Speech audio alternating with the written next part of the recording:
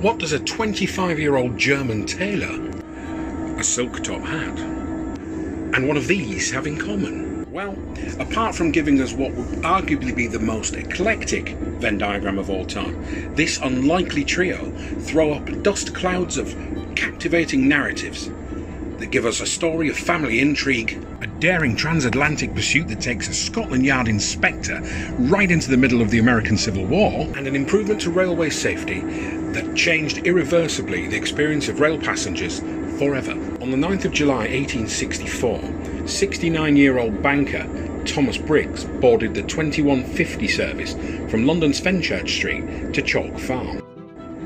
The advent of the railways had given people the opportunity to move their families out of the polluted capital and into areas where they could have a much better quality of life. And Briggs was no exception. He'd recently moved his family out to Hackney.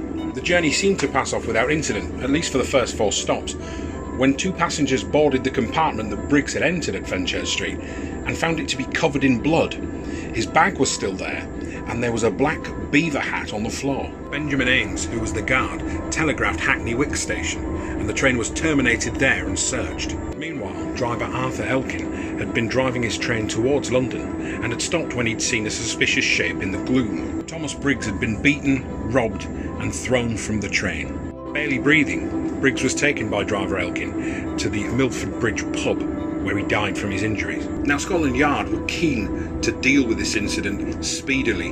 Inspector Richard Tanner, a 31-year-old inspector who had a reputation of brilliance and was a rising star, was called in to investigate the case. To move quickly, which wasn't hindered by the fact that a £300 reward was offered for information leading to a conviction. Stepped forward a man with the unenviable name of John Death. He was a jeweller from Cheapside, and he reported to the police that a man with a German accent had visited his shop with a watch chain that matched the description of Thomas Briggs's. Further to this, a cab driver called Jonathan Matthews got in touch with the police and told them that he suspected the suspect may well be a German immigrant by the name of Franz Muller, someone he was actually related to. Muller had apparently visited Matthews' home, at which time he brought with him a box containing a gold chain. Matthews had helped him mount a fob watch onto the chain and had given the box to his daughter. The police seized the box and tracked it back to the same jeweller, John Death, in Cheapside.